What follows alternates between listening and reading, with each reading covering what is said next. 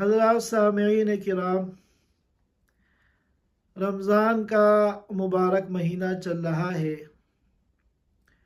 और अल्लाह ताला की तरफ से रहमत की घटाएं झूम झूम कर अहले ईमान के ऊपर बरस रही हैं। देने वाले ने अता के दरवाज़े खोल रखे हैं और न जाने कितनी बड़ी तादाद में रोज़ाना अहले ईमान की मग़फ़िरत के फ़ैसले हो रहे हैं। हमारे इस जमा होने का और आज की इस मजलिस में शिरकत का मकसद इस बात को समझना है कि किस तरह हम भी ज़्यादा से ज़्यादा अपनी झोली के अंदर अल्लाह ताला की नेमतों को जमा कर ले और किस तरह हम ज़्यादा से ज़्यादा अपनी तमाम गुनाहों की मग़फ़िरत का अल्लाह ताला से फ़ैसला करा ले और अपने प्याले में ज़्यादा से ज़्यादा हम किस तरह अल्लाह ताला की देन को और अल्लाह की अता को हासिल करें। रमज़ान का ये महीना ये इंतहाई मुबारक महीना है। इसका एक एक लम्हा और इसका एक एक मिनट, एक एक सेकंड बहुत ज़्यादा कीमती है। ये अल्लाह की कितनी बड़ी दौलत है और ये अल्लाह की कितनी बड़ी नेमत है और अहले ईमान पर अल्लाह का ये कितना बड़ा इनाम है।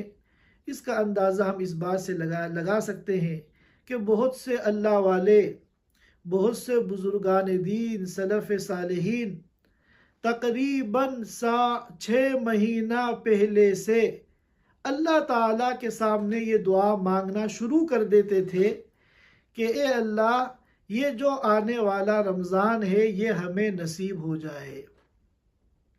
ऐसा ना हो कि रमज़ान के आने से पहले हमारी ज़िंदगी की शाम हो जाए और हम इस रमज़ान से महरूम हो जाए।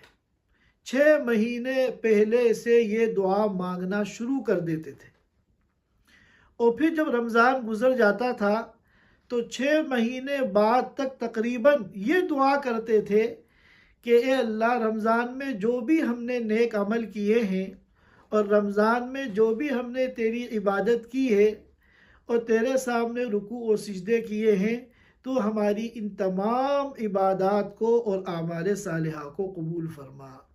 गोया कि उनकी पूरी ज़िंदगी रमज़ान ही के इर्द गिर्द घूमती थी और अल्लाह ताला के यहाँ इस माह मुबारक का क्या मकाम है और क्या मर्तबा है, इसका अंदाज़ा इस बात से लगा सकते हैं कि अल्लाह के रसूल सल्लल्लाहु अलैहि वसल्लम ने फरमाया, इमाम मुस्लिम ने हज़रत अबू हुरैरा रज़ियल्लाहु ताला अन्हु की इस हदीस को नकल किया है कि जब रमज़ान आता है, रमज़ान की आमद होती है, तो जन्नत के दरवाज़े खोल दिए जाते हैं और जहन्नम के दरवाज़े बंद कर दिए जाते हैं।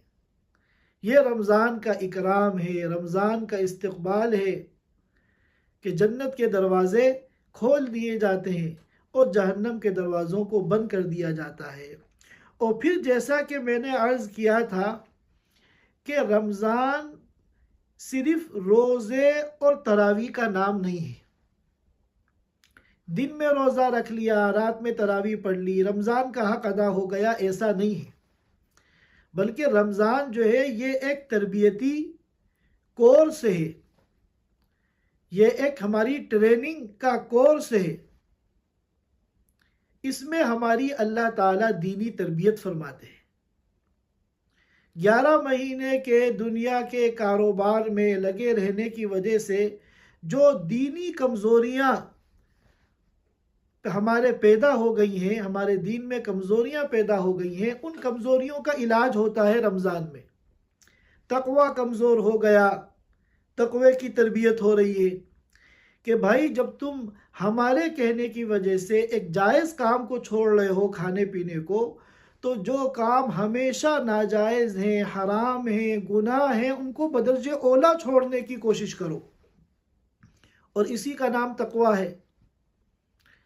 और फिर तिलावत के, ज़िक्र के अज्र को बढ़ा दिया गया تاکہ زیادہ سے زیادہ بندہ اللہ کے کلام کی تلاوت کرے، اللہ کے سامنے ذکر کرے، اللہ کا ذکر کرے، تاکہ اس کا تعلق اللہ کے ساتھ مضبوط ہو۔ اور پھر مغفرت کے مواقع بڑھا دیے گئے تاکہ بندہ زیادہ سے زیادہ اپنے گناہوں کی توبہ کرے، اللہ کے سامنے استغفار کرے۔ اور تراویح کی شکل میں 40 سجدے یعنی 40 مقامات تقرب دے دیے گئے، کیونکہ سجدہ وہ مقام ہے جس میں بندہ اللہ تعالیٰ کے سب سے زیادہ قریب ہوتا ہے، اور 20 رکعت تراویح میں 40 سجدے ہوتے ہیں، تو یہ 40 سجدے ایکسٹرا اس مہینے میں دیے گئے تاکہ بندہ جو اللہ سے دور ہو گیا ہے یہ دنیا ختم ہو اور بندہ اللہ تعالیٰ کے قریب ہو۔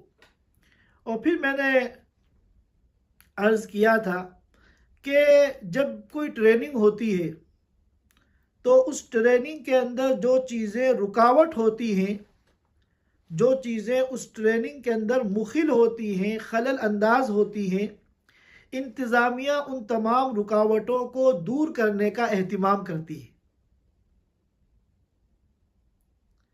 تاکہ ٹریننگ میں خلل نہ آئے۔ تو اسی طرح اب جب رمضان کے مہینے میں بندوں کی دینی تربیت ہو رہی ہے، ان کا ٹریننگ کورس چل رہا ہے، تو بندوں کی اس دینی ٹریننگ میں سب سے بڑی رکاوٹ اگر کوئی بن سکتا ہے تو وہ کون ہے؟ وہ شیطان ہے۔ شیطان کبھی نہیں چاہے گا کہ بندہ اللہ کے قریب ہو، بندے کا اللہ تعالیٰ کے ساتھ تعلق مضبوط ہو،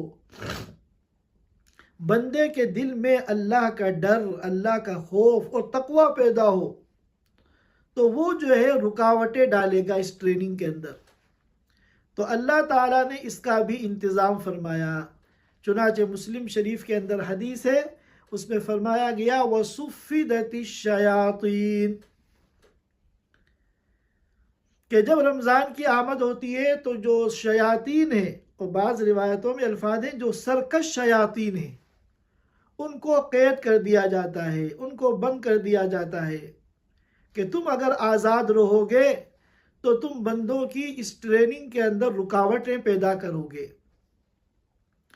اور ایک حدیث جو امام بخاری اور امام مسلم نے نقل کی ہے، حضرت ابو ہریرہ رضی اللہ تعالی عنہ فرماتے ہیں کہ اللہ کے رسول صلی اللہ علیہ وسلم نے ارشاد فرمایا کل عمل ابن آدم لہ الا الصیام، انسان کا ہر عمل اس کے لیے ہے، الا الصیام، سوائے روزے کے، فإنہ لی، کیونکہ روزہ تو میرا ہے، وأنا اجزی بہ، اور روزے کا بدلہ میں خود دوں گا۔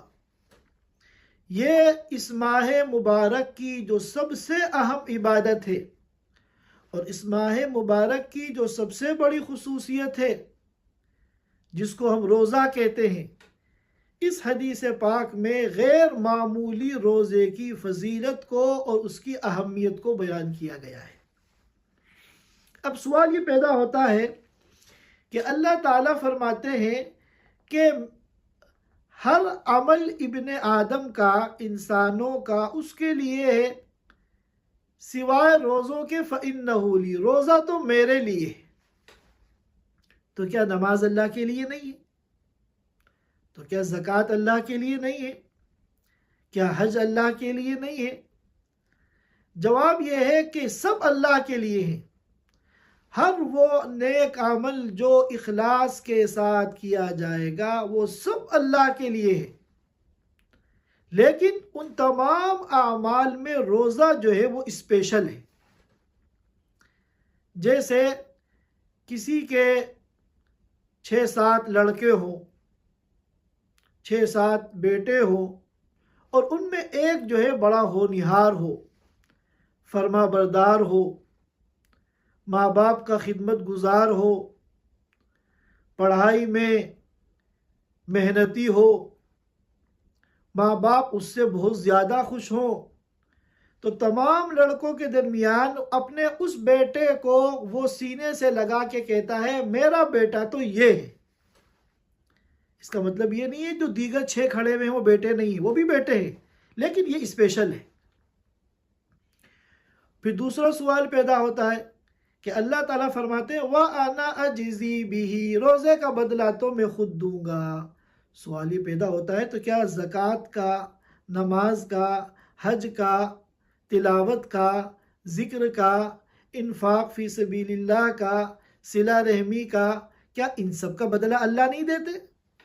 تو جواب یہ ہے کہ بدلے، ہر نیک عمل کا بدلہ اللہ ہی دیتے ہیں، لیکن روزے کا بدلہ جو ہے وہ اسپیشل طریقے سے دیا جاتا ہے۔ جیسے مثال کے طور پر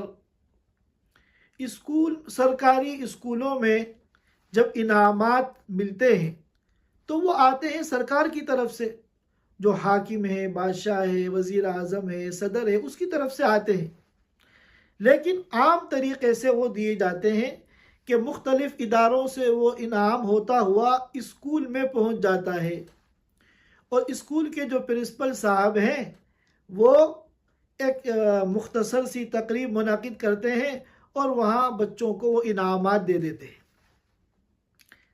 تو یہ تو ایک عام طریقہ ہے، تو یہ انعام بھی کس کی طرف سے ہے؟ بادشاہ کی طرف سے ہے، وزیر اعظم کی طرف سے ہے۔ لیکن اگر کسی موقع پر کسی کو خود وزیر اعظم بلا کر وزیر اعظم ہاؤس میں اپنے ہاتھوں سے دے تو ظاہر ہے کہ یہ انعام جو ہے اسپیشل ہے۔ تو جتنے بھی اعمال صالحہ ہیں سب کا بدلہ ایمان والوں کو اللہ ہی کی طرف سے پہنچتا ہے، اور ایک عام ضابطہ اور طریقہ جو تمام اعمال کے اجر و ثواب کے پہنچنے کا ہے اس کے مطابق پہنچتا ہے۔ لیکن روزے کے اجر و ثواب کا جب مسئلہ آتا ہے تو اللہ تعالیٰ خود وہ عطا فرماتے ہیں۔ اب مسئلہ یہ ہے کہ ہم لوگ خوب اچھی طرح سمجھتے ہیں کہ رمضان کیا ہے اور رمضان کا کیا مقام و مرتبہ ہے، اور رمضان کا ایک ایک لمحہ کتنا قیمتی ہے، اور رمضان دونوں جہان کی سعادتوں کو حاصل کرنے کا کتنا بڑا ذریعہ اور سبب ہے، اللہ کے ساتھ تعلق کو بنانے کا، اللہ کے قریب آنے کا کتنا بڑا ذریعہ ہے۔ لیکن اس کے باوجود ہم کما حقہ رمضان کی قدر نہیں کر پاتے، چاہتے سب ہیں مگر جب عمل کا وقت آتا ہے تو ہم سے بڑی کوتاہیاں ہوتی ہیں، بڑی ناقدری ہوتی ہے۔ تو یاد رکھیے کہ دین بہت آسان ہے۔ اللہ تعالیٰ نے جگہ جگہ اس بات کو بیان کیا ہے کہ دین جو ہے بہت آسان ہے۔ ما جعل علیکم فی الدین من حرج، کہ دین میں ہم نے کوئی تنگی نہیں رکھی ہے، کوئی پریشانی نہیں رکھی ہے۔ یرید اللہ بکم اليسر ولا یرید بکم العسر، کہ اللہ تعالیٰ تم سے آسانی چاہتے ہیں، اللہ تعالیٰ تم سے پریشانی نہیں چاہتے۔ اور کہیں فرمایا لا یکلف اللہ نفسا الا وسعها، کہ ہر انسان کو اس کی طاقت کے بقدر ہی مکلف بنایا جاتا ہے۔ جو کام انسان کے بس میں نہیں ہے اللہ تعالیٰ انسان کو اس کا مکلف ہی نہیں بناتے۔ اور کہیں کہا گیا ہے الدین یسر، دین بہت آسان ہے، لیکن ہمیں سب سے مشکل دین لگتا ہے۔ چاہتے سب ہیں دین پر چلنا، دیندار بننا اور اللہ کی مرضی کے مطابق زندگی گزارنا، لیکن عمل کا جب وقت آتا ہے تو ہم اس میں کمزور پڑ جاتے ہیں۔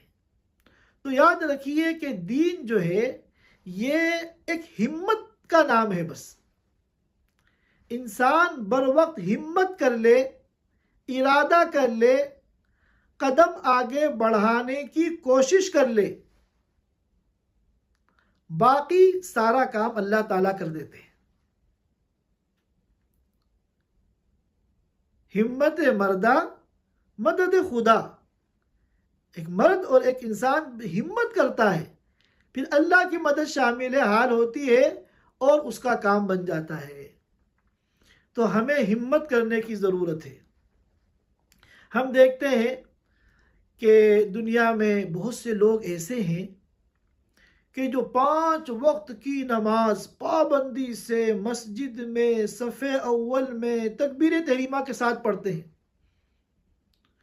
حالانکہ ان کی عمر 80 سال ہے، بلڈ پریشر ہے، شوگر ہے، مختلف بیماریوں کا وہ شکار ہیں، لیکن سبحان اللہ، گرمی ہو یا سردی ہو، بہار ہو یا برسات ہو، ہر نماز میں وہ مسجد میں امام کے پیچھے موجود ہے۔ اور بہت سے نوجوان جو ماشاءاللہ ہٹے کٹے ہیں، صحت مند ہیں، ان کے لیے دن بھر میں ایک نماز کے لیے بھی مسجد میں جانا مشکل ہے۔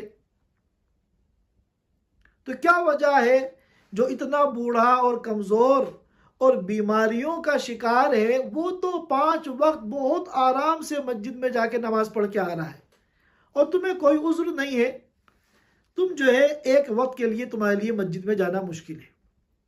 اسی طرح دین کے تمام شعبے ہیں۔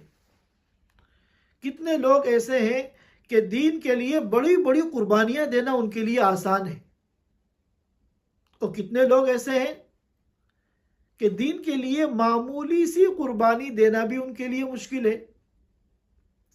ایک دن مانگا جاتا ہے، 3 دن کے لیے کہا جاتا ہے اللہ کے راستے میں نکلو، بڑا مشکل ہو جاتا ہے۔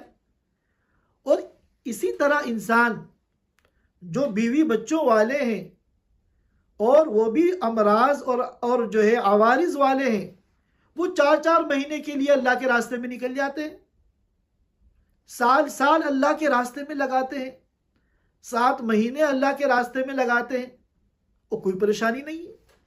کیوں؟ اس لیے کہ انہوں نے ہمت کر لی۔ جب انسان ہمت کرتا ہے تو اللہ کی مدد آتی ہے، اور جب اللہ کی مدد آ گئی تو کام الدین یسر، بہت آسان بن جاتا ہے۔ ہمت مردہ مدد خدا۔ اب ہم دیکھیں، اس کو میں ایک مثال سے سمجھاؤں۔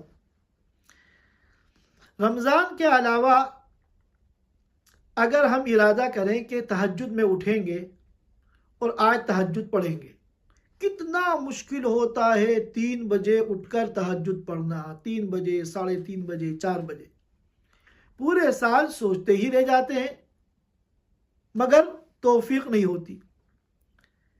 لیکن رمضان میں سحری کے لیے سب 3:30 4 بجے اپنے گھر کے اندر کھڑے ہوئے، اور گھروں میں، مسلمانوں کے گھروں میں سحری کے وقت رات کے 3 4 بجے ایسا ماحول ہے جیسے دن ہو رہا ہو، سب عورتیں، مرد، بوڑھے سب اٹھے ہوئے ہیں، اور چہل پہل ہو رہی ہے، سحری ہو رہی ہے، کوئی سحری سے فارغ ہو گیا تلاوت کر رہا ہے، کوئی نماز پڑھ رہا ہے۔ تو کیوں یہ اتنا فرق ہے؟ کیونکہ رمضان میں ہم نے ہمت کر لی، ارادہ کر لیا۔ جب ہمت کی تو ہمت مردہ مدد خدا اللہ نے آسان بنا دیا۔ رمضان کے علاوہ میں ہم صرف سوچتے رہتے ہیں، ہمت نہیں کرتے۔ اگر ہم ہمت کریں تو 5 وقت کی نماز مسجد میں پڑھنا اتنا آسان ہے، اتنا آسان ہے کہ شاید ہی اس سے آسان کوئی اور چیز ہو۔ تہجد کے لیے اٹھنا اور وضو کر کے مصلی پر کھڑے ہو کر اللہ کی عبادت کرنا، اللہ سے مانگنا، صرف ذرا سی ہمت کرنے کی دیر ہے۔ ہمت ہم کر لیں تو بہت آسانی کے ساتھ ہم تہجد گزار بن سکتے ہیں، اور اگر ہمت نہیں کریں گے تو پھر یہ جو 5 وقت کی نمازیں ہیں یہ بھی ہمارے لیے مشکل ہو جائیں گی، یہ بھی ہمارے لیے بہت بڑا بوجھ بن جائیں گی۔ اس لیے دین نام صرف ہمت کرنے کا ہے۔ ایک قدم تم اٹھا کے دیکھو تو منزل تک اللہ تمہیں پہنچائیں گے۔ اور یاد رکھیے کہ یہ جو ہمت ہوتی ہے یہ بھی اللہ کی طرف سے ہوتی ہے، لہذا ہمیں اللہ تعالیٰ سے مانگنا چاہیے۔ کسی نے کہا ہے، میری طلب بھی انہی کے کرم کا صدقہ ہے، میری طلب بھی انہی کے کرم کا صدقہ ہے، قدم یہ اٹھتے نہیں اٹھائے جاتے ہیں، قدم یہ اٹھتے نہیں اٹھائے جاتے ہیں۔ ذرا سا ہم اپنے اندر ہمت پیدا کریں، دین کا بڑا سے بڑا کام اتنا آسان ہے کہ ہم سوچ بھی نہیں سکتے۔ اور اگر ہم ہمت ہی نہیں کر رہے تو پھر ہمیں 2 رکعت فجر کی فرض نماز پڑھنا ہمارے لیے بہت مشکل ہے۔ تو کسی کے لیے تو ایک سجدہ کرنا مشکل ہے، حالانکہ وہ ہر اعتبار سے فٹ ہے، کوئی اس کو عذر نہیں ہے، اور کیسے بوڑھے، بیمار، کمزور، چلنے میں بھی ان کو پریشانی ہے، مگر وہ بڑے مزے سے 5 نمازیں مسجد میں جا کے پڑھ رہے ہیں، تہجد کے وقت تہجد میں اٹھ رہے ہیں، اشراق تک مسجد میں بیٹھ رہے ہیں، اشراق کی نماز پڑھ کر آ رہے ہیں۔ کیوں؟ یہ ہمت انسان کرتا ہے تو آگے بیڑا پار اللہ کراتے ہیں۔ میری طلب بھی انہی کے کرم کا صدقہ ہے، قدم یہ اٹھتے نہیں اٹھائے جاتے ہیں۔ ذرا سا بندہ ارادہ کرے اور ہمت کرے، باقی آگے بڑھانا اور منزل تک پہنچانا اور بیڑا پار کرنا یہ اللہ کا کام ہے، یہ اللہ کے وعدہ ہے۔ اسی لیے تو اللہ نے کہا تھا من تقرب الی شبرا تقربت الیہ ذراعا، کہ جو بندہ میری طرف ایک بالش آگے بڑھتا ہے میں ایک ہاتھ اس کی طرف آگے بڑھتا ہوں۔ ومن تقرب الی ذراعا تقربت الیہ باعا، اور جو ایک ہاتھ میری طرف بڑھتا ہے میں 2 ہاتھ اس کی طرف بڑھتا ہوں۔ ومن اتانی یمشی اتیتہ ہرولا، اور جو میرے پاس چل کر آتا ہے میں اس کے پاس دوڑ کر جاتا ہوں۔ اب ظاہر ہے کہ جس طرح ہم لوگ چلتے ہیں، آگے بڑھتے ہیں، اللہ تعالیٰ کا آگے بڑھنا اور اللہ تعالیٰ کا دوڑ کر آنا یہ اللہ کے شایان نشان ہے۔ علماء کرام نے فرمایا کہ اس کا مطلب یہ ہے کہ اللہ متوجہ ہوتے ہیں۔ کیا مطلب ہے اللہ کی توجہ کا؟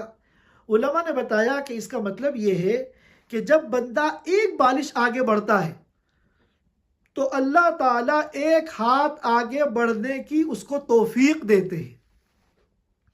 جب ایک ہاتھ اللہ کی طرف بڑھتا ہے اللہ تعالیٰ کئی ہاتھ اللہ کی طرف اس کو بڑھنے کی توفیق دیتے ہیں، اور جب بندہ اللہ کی طرف چلنے کی کوشش کرتا ہے اللہ تعالیٰ اس کو اپنی طرف دوڑ لگانے کی توفیق دیتے ہیں۔ اور یاد رکھیے کہ دیندار بننا تو سب چاہتے ہیں، کون ایسا مسلمان ہے جو یہ نہ چاہتا ہو میں 5 وقت کا نمازی بنوں، میں تہجد گزار بنوں، میں تمام گناہوں کو چھوڑنے والا بنوں، چاہتے تو سب ہیں، لیکن یہ خیال جو آتا ہے دل میں نیکی کا خیال آتا ہے، کیسا بڑا سے بڑا گنہگار ہو، یہ بہت اہم بات میں سمجھا رہا ہوں، توجہ سے اس کو سنیے کہ دل میں نیکی کا خیال سب کے آتا ہے، بس جو اللہ والے ہیں وہ ہمت کر کے اس نیکی پر عمل کر لیتے ہیں، اور جو دین سے دور ہیں وہ اس خیال پر عمل نہیں کرتے۔ یہ جو نیکی کا خیال آتا ہے، دل میں خیال آیا میرا فلاں رشتہ دار بیمار ہے میں اس کی عیادت کر لوں، دل میں خیال آیا میرا فلاں دوست ضرورت مند ہے میں تھوڑی سی اس کی مدد کر دوں، دل میں خیال آیا کہ میں مسجد میں آیا ہوں ابھی 10 منٹ باقی ہیں میں 2 رکعت نفل پڑھ لوں، تو جیسے ہی خیال آئے ہمیں چاہیے فوراً اس خیال پر عمل کر لیں، فوراً اس خیال پر عمل کر لیں، کیونکہ یہ خیال جو ہے اس کے بارے میں علماء نے فرمایا کہ یہ اللہ کا مہمان ہے، یہ خیال جو دل میں آتا ہے نیک کام کا، سب کے آتا ہے، یہ جو نیک کام کا خیال دل میں آتا ہے کہ رات میں اتفاق سے آنکھ کھل گئی فجر کی اذان سے پہلے، دل میں خیال آیا کہ کیوں نہ میں اٹھ کے 2 رکعت نماز پڑھ لوں، تو یہ خیال جو آتا ہے یہ اللہ کا مہمان ہے، اور یہ غیرت مند مہمان ہے، بے غیرت مہمان نہیں ہے۔ مہمان کی 2 قسمیں ہوتی ہیں، ایک تو ہوتا ہے بڑا بے غیرت مہمان کہ میزبان کی بد دلی کے باوجود وہ اس کے یہاں پڑا رہتا ہے، مان یا نہ مان میں تیرا مہمان، یہ ہے بے غیرت مہمان۔ حدیث شریف میں اس کو لٹیرا کہا گیا ہے۔ حدیث شریف میں آتا ہے کہ جو کسی کی خوشی کے بغیر اس کے گھر میں جائے اور اس کی بددلی کے باوجود اس کے گھر میں کھانا کھائے، یہ ایسا ہے جو چور بن کر اس کے گھر میں گیا اور لٹیرا بن کر باہر نکلا۔ تو بعض مہمان بڑے بے غیرت ہوتے ہیں، یہ جاننے کے باوجود کہ میزبان کو میرے آنے سے تکلیف ہو رہی ہے اور وہ میرے یہاں رہنے سے خوش نہیں ہے، اس کے باوجود مان یا نہ مان میں تیرا مہمان۔ اور ایک ہوتا ہے غیرت مند مہمان، جو غیرت مند مہمان ہوتا ہے اس کو ذرا سا بھی اگر احساس ہو جائے کہ میرا یہاں رہنا میزبان کے اوپر بوجھ ہو رہا ہے تو فوراً وہ وہاں سے چلا جاتا ہے، اور پھر وہ بار بار آتا بھی نہیں، وہ اپنا آنا کم کر دیتا ہے یا آنا ختم کر دیتا ہے۔ تو اب یہ جو نیکی کا خیال ہمارے دل میں آتا ہے یہ بھی مہمان ہے اور غیرت مند مہمان ہے۔ اس کی قدر کیا ہے کہ ہم اس نیکی کے خیال پر فوراً عمل کر لیں۔ اگر ہم عمل کریں گے تو یہ اس مہمان کی قدردانی ہے، مہمان بڑا خوش ہوگا، بار بار آئے گا، بار بار پھر نیکی کے خیالات آئیں گے۔ اور اگر ہم نے ناقدری کی، اس کو اگنور کر دیا، اس نیکی کے خیال پر ہم نے عمل نہیں کیا، تو یہ جو اللہ کا مہمان ہے نا، نیکی کا خیال، یہ بڑا غیرت مند ہے، پھر یہ ایسا جائے گا کہ پھر کبھی پلٹ کر نہیں آئے گا اور ہم ہمیشہ کے لیے نیکیوں سے محروم ہو جائیں گے۔ لہذا کوئی بھی نیکی کا خیال آئے فوراً اس پر عمل کریں تاکہ پھر نیکی کے خیال بار بار آئیں۔ اسی لیے تو اللہ کے رسول صلی اللہ علیہ وسلم نے فرمایا تھا لا تحقرن من المعروف شیئا، کہ کسی بھی نیک کام کو حقیر مت سمجھو۔ آپ مسجد میں گئے، 5-7 منٹ باقی ہیں، دل میں خیال آیا 2 رکعت پڑھ لوں نماز، پھر سوچا رہے 2 رکعت نفل ہی تو ہے، کوئی فرض یا واجب تو نہیں ہے، آپ نے اس پر عمل نہیں کیا۔ اب 5-7 منٹ بیٹھ کے وہاں موبائل دیکھ رہے ہیں، موبائل ہاتھ میں ہے، خالی وقت ہے، دل میں آیا کہ میں اس میں قرآن کی تلاوت سن لوں یا کسی عالم کا دینی بیان سن لوں، لیکن آپ نے اس پر عمل نہیں کیا اور پھر سارا وقت آپ نے ریلیں دیکھنے میں ضائع کر دیا۔ تو خیال آتا ہے، ہمیں چاہیے کہ ہم فوراً اس پر عمل کریں، ورنہ یہ خیال جو اللہ کا مہمان ہے یہ ایسا غیرت مند ہے کہ پھر یہ آنا بند کر دے گا اور ہم خیر سے ہمیشہ کے لیے محروم ہو جائیں گے۔ تو جب بھی کسی نیکی کا خیال آئے اس کو یہ سمجھ کے کہ یہ تو مستحب ہے، اس کا اجر تو بہت کم ہے، اس کو اگنور کریں، یہ بہت بڑی غلطی ہے۔ اب دائیں طرف کروٹ لے کر سونا سنت ہے، اللہ کے رسول صلی اللہ علیہ وسلم دائیں طرف کروٹ لے کر سوتے تھے۔ اب کسی کو بائیں طرف سونے میں زیادہ آرام ملتا ہے، تو وہ جیسے ہی لیٹا بائیں طرف، اس کو خیال آیا کہ وہ سنت تو ہے دائیں طرف لیٹنا، تو اب وہ یہ سوچ کے کوئی سنت ہی تو ہے، مستحب ہے، فرض یا واجب تو نہیں ہے، گنہگار تو نہیں ہو جاؤں گا، اب وہ سستی میں بائیں طرف ہی کروٹ کر کے سو رہا ہے۔ حالانکہ جب یہ خیال آیا تھا تو اس کو اس کی قدر کرنی چاہیے، چاہے فرض نہ ہو واجب نہ ہو، لا تحقرن من المعروف شیئا، نیکی کے کسی بھی کام کو حقیر مت سمجھو، تم دائیں طرف کروٹ کرو اور سنت کے مطابق لیٹو، اس کے بعد پھر اپنی آرام کے مطابق کروٹ بدل سکتے ہو، کوئی حرج نہیں ہے، لیکن سنت جو ہے وہ ادا ہو جائے گی۔ ابتدا میں جب دائیں کروٹ ہم سوئیں گے، لیٹیں گے، تو پھر چاہے چند منٹ کے بعد ہم کروٹ بدل لیں، لیکن ابتداً دائیں کروٹ پہ جب ہم لیٹیں گے تو اس سے سنت اللہ کے رسول صلی اللہ علیہ وسلم کی ادا ہو جائے گی۔ تو ہم لوگوں کو چاہیے کہ دین جو ہے بہت آسان ہے، صرف ہمت کرنے کا نام ہے۔ بڑے سے بڑے دین کے تقاضے اللہ والے پورے کرتے ہیں، ذرا سی ہمت کرتے ہیں، باقی بیڑا پار اللہ کرتے ہیں۔ اور جو صرف سوچتا رہے تو وہ ہمیشہ سوچتا ہی رہ جائے گا۔ ایک قدم اٹھانا ہمارا کام ہے، آگے منزل تک پہنچانا اللہ کا کام ہے۔ ہمت مردہ مدد خدا، اسی لیے اللہ تعالیٰ سے توفیق مانگنی چاہیے۔ اور یہ جو ہم پڑھتے ہیں لا حول ولا قوت الا باللہ، اس کا کیا مطلب ہے؟ لا حول کہ اے اللہ، لا حول اے اللہ نیکی پر ڈالنے والی تیرے سوا کوئی طاقت نہیں ہے، ولا قوت اے اللہ گناہوں سے بچانے والی تیرے سوا کوئی طاقت نہیں ہے۔ تو یہ ہم پڑھیں اس کے معنی کو سمجھ کے کہ اللہ اگر ہم گناہوں سے بچیں گے تو تیری مدد سے، اے اللہ اگر ہم نیکیاں کریں گے تو تیری مدد سے، ہماری تو کوئی حیثیت نہیں ہے، ہمارے اندر تو آپ کی مدد کے بغیر کوئی طاقت نہیں ہے۔ تو یہ لا حول ولا قوت الا باللہ اس دعا کی نیت سے پڑھیں تاکہ اللہ تعالیٰ زیادہ سے زیادہ نیکیوں کی ہمیں توفیق دے، اور زیادہ سے زیادہ اللہ تعالیٰ ہمیں گناہوں سے بچنے کی توفیق دے۔ اور اسی طرح یاد رکھیے کہ خاص طور پہ رمضان کے مہینے میں ہم زیادہ سے زیادہ اللہ کا ذکر کریں، زیادہ سے زیادہ قرآن کی تلاوت کریں، کیونکہ یہ جو دل اور دماغ ہے یہ وساوس اور خیالات کا سینٹر ہے۔ ہم اگر اللہ کا ذکر کریں گے، اللہ کو یاد کریں گے، تو ہمارے دل و دماغ میں اللہ کی محبت بسے گی، اللہ کی عظمت کا سکہ ہمارے دل و دماغ کے اندر جم جائے گا۔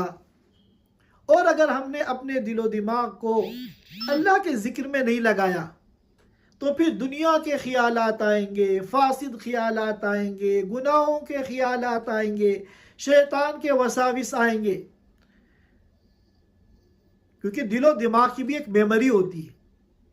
جب ہم ذکر سے دل و دماغ کو بھر لیں گے، میموری فل ہو جائے گی، پھر دنیا کے یہ گناہوں کے فاسد خیالات نہیں آئیں گے۔ اور اگر ہم فاسد خیالات سے اس میموری کو بھر لیں گے تو پھر اللہ کی یاد کہاں سے آئے گی؟ تو اس لیے اللہ کے رسول صلی اللہ علیہ وسلم یہ دعا مانگتے تھے، اللہم اجعل وساوس قلبی خشیتک و ذکرک، اللہم اجعل وساوس قلبی خشیتک و ذکرک، اے اللہ میرے دل کے خیالات کو اپنی خشیت اور اپنا ذکر بنا دے، کہ میرے دل میں جو ہے ہمیشہ آپ کا ڈر رہے، آپ کا خوف رہے، اور آپ کی یاد سے میرا دل معمور رہے۔ یہ جب ہوگا جب ہم اپنی زبان کو اللہ کے ذکر میں مشغول کریں گے، ہم جو ہے درود شریف کا اہتمام کریں، ہم استغفار کا اہتمام کریں، اور استغفار اس طرح کریں کہ جہاں اپنے لیے استغفار کر رہے ہیں وہاں تمام ایمان والے مرد اور عورتوں کے لیے بھی استغفار کریں۔ مثلا ہم کہیں اللہم اغفر لنا وللمؤمنین والمؤمنات، اس کا فائدہ کیا ہوگا؟ کہ اس کا فائدہ ایک تو یہ ہوگا ہماری مغفرت ہوگی، اللہ ہمارے گناہوں کو معاف کریں گے، اور دوسری بات جتنے آدم علیہ السلام سے لے کے قیامت تک ایمان والے مرد اور عورتیں اس دنیا میں آئے ہیں یا جو اس وقت موجود ہیں یا قیامت تک آئیں گے، ان تمام ایمان والے مردوں اور عورتوں کی تعداد کے برابر ہماری نیکیاں ہمارے نامہ اعمال میں جمع ہو جائیں گی۔ اب اربوں خربوں ایمان والے ہیں جو اس دنیا میں آئے ہیں یا قیامت تک آئیں گے۔ 10 سیکنڈ کی دعا ہے، شاید 10 سیکنڈ بھی نہ لگے، اللہم اغفر لنا وللمؤمنین والمؤمنات، کتنا بڑا اجر ہمارے نامہ اعمال کے اندر جمع ہو گیا۔ تو ہم جو ہے زیادہ سے زیادہ اپنی زبان کو اللہ کے ذکر میں مشغول رکھیں، کیونکہ اللہ کے رسول دعا کرتے تھے، اے اللہ میرے دل کے خیالات کو اپنی خشیت اور اپنا ذکر بنا دے۔ اور جب ہم زیادہ سے زیادہ اللہ کا ذکر کریں گے، ہمارے دل و دماغ میں اللہ کا ذکر ہوگا، اللہ کی یاد ہوگی، تو دنیا کے خیالات اور وساوس شیطان اور گناہوں کے فاسد خیالات، ان سے ہم محفوظ رہیں گے اور ہمارے لیے دین پر چلنا آسان ہوگا۔ یہ چند باتیں آج آپ حضرات کی خدمت میں عرض کرنی تھی۔ اللہ تعالی ہم سب کو کہنے سننے سے زیادہ ان تمام باتوں پر عمل کرنے کی توفیق عطا فرمائے۔ وآخر دعوانا الحمدللہ رب العالمین۔ Thanks for watching. Don't forget to like, comment, share and subscribe to Al Wahid channel.